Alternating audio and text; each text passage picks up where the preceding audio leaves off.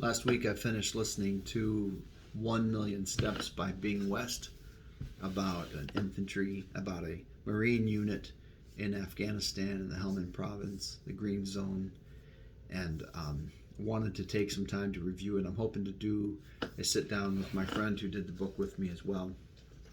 This is the unit that was led, 44 men, was led by Lieutenant General John Kelly's son, and he was killed early on, and then another lieutenant, a 36-year-old who had been enlisted and became an officer, takes over. But so in 2010, while they're deployed on their approximately 7 months,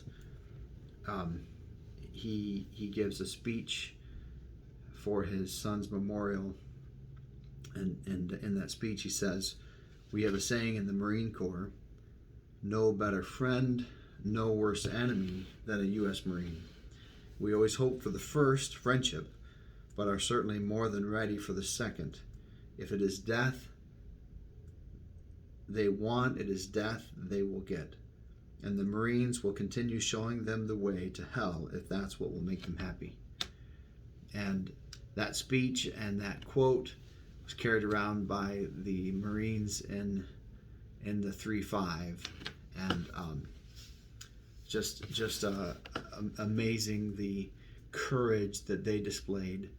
That with any step they could step on a IED, and they could be shot.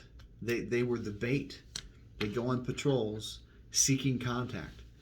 They wouldn't fire until they were fired on. They'd be looking at farmers. They'd be walking through poppy or opium fields, and couldn't engage wouldn't engage until they were fired on, and then they would win that firefight, and they would end every engagement standing on the place where the enemy fired at them. And sometimes to go their 2.5 miles, it would take a long time because they had to use a metal detector and carefully search for the D battery that would set off the pressure plate of an IED, an improvised explosive device. There's some things that stood out in my mind, made me angry. So Garcia loses a man, a casualty, and there's a rifle left out in the action, and it's dark, and he knows if he goes back out, someone's probably going to lose a leg, maybe someone will die, but he doesn't want to leave that rifle out in the field because that rifle will be used against his men on patrol. And so he's going back out, and there's I think the snipers weren't under his command. The snipers weren't going to go, and his captain or whoever was above him told him he couldn't go. But for one rifle, he was willing to put his life on the line to make sure that rifle, I think it was a sniper rifle, did not end up in the hands of the Taliban to be used against them.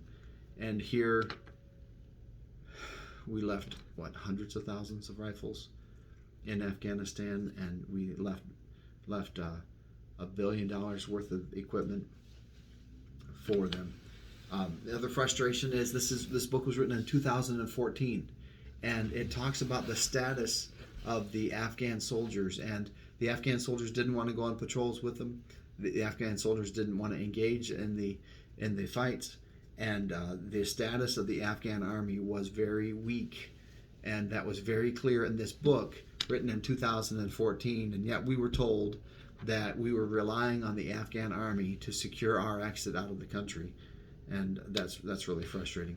And then he addresses straight on that the strategy of nation building didn't work, obviously, and the strategy of counterinsurgency what didn't work or wasn't allowed to work. And the way the author puts it is, it's like they knew that their work was footprints in the sand, but they faced it with courage anyway. I like that The book is written by Bing West, and he is a Marine that had time in Vietnam. He's able to give parallels to Vietnam and also the contrast to Vietnam, and really appreciated him honoring these men. And there's a documentary on YouTube for the 25 where I believe it's the snipers are talking about their time there and how they didn't like reliving it, but that they wanted to make a documentary because of the 25 who didn't make it home. And it makes you appreciate what men have gone through to serve in the armed forces, and it makes you frustrated with the politicians that would spend our American blood and finances and resources in a failed effort.